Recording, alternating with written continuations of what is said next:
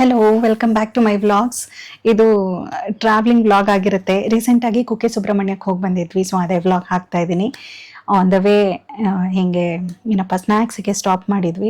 Generally ನಾವೇನು Pakashala, A to B, MTR ಈ ಥರ ಸ್ಟಾಪ್ ಮಾಡ್ತಾ ಇದ್ವಿ ಈ ರೂಟಲ್ಲಿ ಹೋದಾಗ. ಬಟ್ ಈ ಸತಿ ಬೇರೆ ಟ್ರೈ ಮಾಡೋಣ ಅಂದ್ಬಿಟ್ಟು ಧ್ರುವತಾರೆ ಅಂದ್ಬಿಟ್ಟು ಅಲ್ಲಿ ಟ್ರೈ ಮಾಡಿದ್ವಿ. ಮೇಜರ್ ಕನ್ಸರ್ನ್ ಏನು ಗೊತ್ತಾ, ಟ್ರಾವೆಲಿಂಗ್ ಇದ್ದಾಗ ರೆಸ್ಟ್ ರೂಮ್ ಕ್ಲೀನ್ ಆಗಿರಬೇಕು, ಅದೇ ಮೇಜರ್ ಕನ್ಸರ್ನು ಫುಡ್ ಎಲ್ಲದಕ್ಕಿಂತನೂ. ಬಟ್ ಎನಿವೇ ಫುಡ್ಡು ಚೆನ್ನಾಗೇ ಇತ್ತು. ನಾವು ಸ್ನ್ಯಾಕ್ಸ್ ಅಂದರೆ ಈ ಮಸಾಲ ಪುರಿ ಅಂಥದ್ದೆಲ್ಲ ಏನೂ ತೊಗೊಂಡಿಲ್ಲ. ಟ್ರಾವೆಲಿಂಗ್ ಟೈಮಲ್ಲಿ ಆದಷ್ಟು idli dosa is better option ಅಂದ್ಬಿಟ್ಟು ಒಬ್ರು ಇಡ್ಲಿ ಒಬ್ರು ದೋಸೆ ಹಿಂಗೆ ತಗೋತಾ ಇದ್ವಿ. ನನ್ನ ಮಗನೂ ವಾಟರ್ ಮೆಲನ್ ಜ್ಯೂಸ್ ಕುಡ್ದ, ಎಲ್ಲ ಆಯಿತು. ಆಮೇಲೆ ಹೊರಟ್ವಿ. ಈ ಸತಿ ಏನಾಯಿತು ಅಂದರೆ ನಮಗೆ ಡೆಸ್ಟಿನೇಷನ್ ಹೋಗೋದು ಎಷ್ಟು ಖುಷಿನೋ ಅಷ್ಟೇ ಟ್ರಾವೆಲಿಂಗು ತುಂಬ ಚೆನ್ನಾಗಿ ಅನಿಸ್ತಾ ಇತ್ತು. ಜನರಲಿ ಏನಾಗ್ಬಿಡುತ್ತೆ, ಬಿಸಿಲು ಇದ್ಬಿಟ್ರೆ ಅಯ್ಯೋ ಟಯರ್ಡ್ ಅನಿಸ್ಬಿಡುತ್ತೆ. ಈ ಸತಿ ಹೋಲ್ ಜರ್ನಿ ಆಲ್ಮೋಸ್ಟ್ ಮಳೆ ಬರ್ತಾ ಇತ್ತು. ಎಷ್ಟು ಚೆನ್ನಾಗಿತ್ತು ಅಂದರೆ ಸೀನ್ರಿ ಎಲ್ಲ ಶಿರಾಡಿ ಘಾಟ್ ಹತ್ರ ಎಸ್ಪೆಷಲಿ ತುಂಬ ತುಂಬ ಚೆನ್ನಾಗಿತ್ತು. ಮಳೆ ಕಂಟಿನ್ಯೂಸ್ ಆಗಿ ಬರ್ತಾ ಇತ್ತು, ನದಿ ಎಲ್ಲ ತುಂಬಿ ಹರಿತಾ ಇತ್ತು, ಮತ್ತೆ ಅಲ್ಲಲ್ಲಿ ಜರಿ ಥರ ಹರಿತಾ ಇತ್ತು. ಆಯ್ತಾ, ತುಂಬ ಚೆನ್ನಾಗಿರುತ್ತೆ ಅದು ನೋಡೋಕ್ಕೆ. ಚೆನ್ನಾಗಿ ಅದು ನೋಡಿದ ತಕ್ಷಣ ನಾವು ಮಧ್ಯದಲ್ಲಿ ಸ್ಟಾಪ್ ಮಾಡಿಕೊಂಡು ಅಲ್ಲಿ ಹೋಗ್ಬಿಟ್ಟು ನೀರ ಹತ್ರ ಹೋಗ್ಬಿಟ್ಟು ಬರ್ತಾ ಇದ್ವಿ. ಬೇರೆ ಪಾಸಿಬಲ್ ಎಲ್ಲ ಕಡೆ ಹೋಗೋದಕ್ಕಾಗಲ್ಲ, ಡೀಪೆಲ್ಲ ಇದ್ದಲ್ಲಿ ಹೋಗಿ ಬರ್ತಾ ಇದ್ವಿ. ಯಾಕಂದ್ರೆ ನಮ್ಗೇನೋ ಅವತ್ತಿನ ದಿನ ನೈಟ್ ರೀಚ್ ಆಗ್ತಾ ಇದ್ದಿದ್ದು ನಾವು. ನೆಕ್ಸ್ಟ್ ಡೇ ನಮಗೆ ದರ್ಶನಕ್ಕೆ ಹೋಗ್ಬೇಕಿತ್ತು. ಸೊ ಇದೇನೂ ಇರಲಿಲ್ಲ ಅರ್ಜೆಂಟ್, ಅಯ್ಯೋ ನಾವು ಇಮ್ಮಿಡಿಯೇಟಾಗಿ ರೀಚ್ ಆಗಬೇಕು ಆ ಥರ ಏನಿಲ್ಲ. ಸೊ ಕಾಮಾಗಿ ನಿಧಾನವಾಗಿ ಟ್ರಾವೆಲ್ ಮಾಡ್ತಾ ಇದ್ವಿ. ಸೊ ಎಂಟೈರ್ ಜರ್ನಿ ನಮಗೇನು ಟಯರ್ಡ್ ಅಂತ ಅನಿಸ್ಲೇ ಇಲ್ಲ, ಬಿಕಾಸ್ ಆಫ್ ನೇಚರ್ ಎವ್ರಿಥಿಂಗ್. ಆಮೇಲೆ ಮತ್ತೆ ನೈಟ್ ಆಯಿತು ನಾವು ರೀಚ್ ಆಗಬೇಕಾದ್ರೆ. ರೂಮು ನಾವು ಟೆಂಪಲ್ನಿಂದ ಒಂದು 2 ಕಿಲೋಮೀಟರ್ ದೂರ ಇರೋ ಹಾಗೆ ಬುಕ್ ಮಾಡ್ಕೊಂಡಿದ್ವಿ. ತುಂಬ ಕ್ಲೀನಾಗಿತ್ತು, ತುಂಬ ಹೊಸ ಹೋಟೆಲು ಅಂತ ಹೇಳಕ್ ಹೋಗಲ್ಲ, ಬಟ್ ತುಂಬ ಕ್ಲೀನಾಗಿತ್ತು.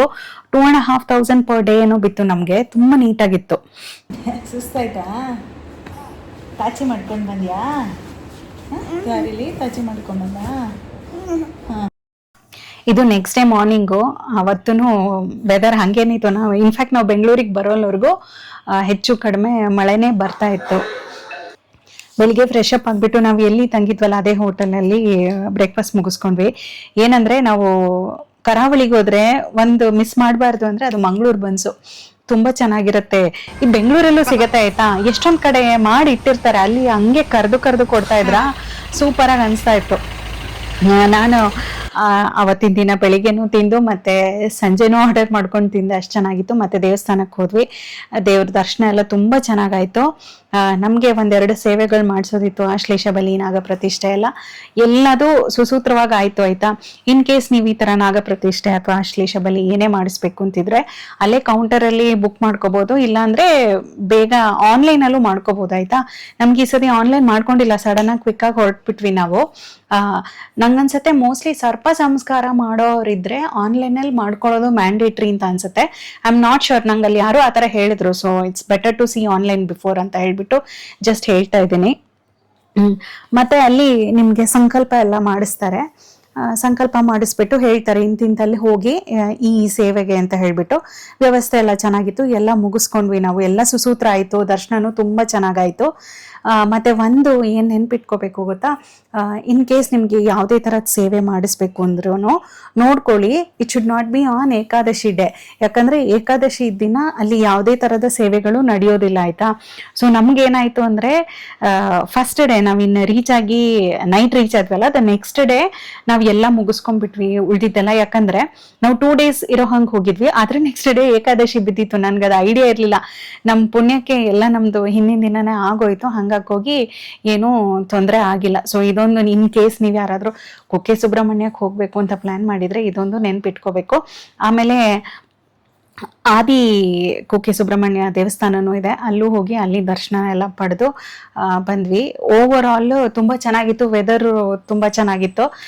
ಈಗ ಸ್ವಲ್ಪ ಹೊತ್ತು ಮುಂಚೆ ನಾನೇನು ಕ್ಲಿಪ್ಪಿಂಗ್ ತೋರಿಸಿದ್ನಲ್ಲ, ಅದು ಅಲ್ಲಿ ಎಷ್ಟು ಚೆನ್ನಾಗಿ ಮೇಯ್ತಾ ಇತ್ತು ಅಂದರೆ, ಅದು ಕೆಳಗಡೆ ಒಂಚೂರು ಕಾಲು ಜಾರಿದ್ರೆ ಅಲ್ಲೇ ಕೆಳಗಡೆ ಫುಲ್ ಸ್ಟೀಪು, ಅಲ್ಲಿ ನೀರು ಹರಿತಾ ಇದೆ. ಬಟ್ ಆರಾಮಲ್ಲೇ ಅದು ದನ ಅಲ್ಲಿ ಗ್ರೇಸ್ ಮಾಡ್ತಾ ಇತ್ತು, ಅದು ನೋಡೋಕ್ಕೆ ಚೆನ್ನಾಗಿತ್ತು. ಮತ್ತೆ ಅಲ್ಲೇ ಡೈಲಿ ಅನ್ನದಾನನೂ ಆಗತ್ತೆ. ಅಲ್ಲೇ ನಾವು ಊಟ ಎಲ್ಲ ಮುಗಿಸ್ಕೊಂಡು ಹೊರಟ್ವಿ.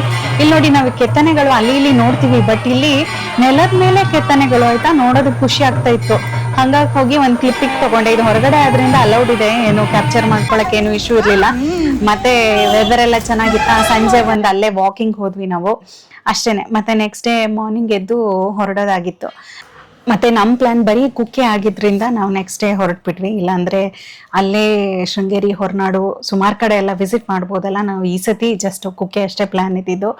ಮೇನ್ ಆಗಿ ನಮಗೆ ಸೇವೆಗಳು ಮಾಡಿಸ್ಕೋಬೇಕಾಗಿತ್ತು, ಹಾಗಾಗಿ ಮತ್ತೆ ಅದಕ್ಕೋಸ್ಕರ ನಾವು ತುಂಬಾ ಏನು ಇದು ಮಾಡಿಲ್ಲ. ಅಲ್ಲೇ ಟೈಮ್ ಪಾಸ್ ಮಾಡ್ಕೊಂಡು ವೆದರ್ ಚೆನ್ನಾಗಿತ್ತು, ಅಲ್ಲೇ ಕೂತಿದ್ವಿ ಅಷ್ಟೇ. ನನ್ನ ಮಗ ನಾನೇ ಉಯ್ಯಾಲೆ ತಳ್ತೀನಿ ಅಂತ ಹೇಳ್ಬಿಟ್ಟು ತಳ್ತಾ ಇದ್ದ. ಸೊ ಹಿಂಗೇನೆ ಅಲ್ಲೇ ಸ್ವಲ್ಪ ಟೈಮ್ ಸ್ಪೆಂಡ್ ಮಾಡಿ ಮತ್ತೆ ನೆಕ್ಸ್ಟ್ ಡೇ ಹೊರಟ್ವಿ. ಇವನದ್ದೇನಿಲ್ಲ, ಎಲ್ಲೇ ಹೋದ್ರು ಹೋಟೆಲ್ ಅಲ್ಲಿ ಪಾರ್ಕ್ ಇದೆಯಾ ಅಂತ ಅನ್ನೋದೇ ಅವನ್ ಕ್ವಶನ್. ಅವ್ನು ಚೆನ್ನಾಗಿ ಆಟ ಆಡ್ಕೊಂಡು ಮಾಡ್ದ. ಸರಿ, ಲಾಸ್ಟ್ ಹೇಳಲ್ಲ, ನಾನು ಅಪ್ಪ ಹೊರಡ್ತೀವಿ. ಮತ್ತೆ ಈ ವ್ಲಾಗ್ನ ನಾನು ಇಲ್ಲೇ ಎಂಡ್ ಮಾಡ್ತಾ ಇದ್ದೀನಿ. ಒಂದು ಪುಟಾಣಿ ವ್ಲಾಗ್ ಅಷ್ಟೇನೆ. ಇಲ್ಲಿವರೆಗೂ ನೋಡಿರೋದಕ್ಕೆ ತುಂಬ thanks. Thank you so much for watching.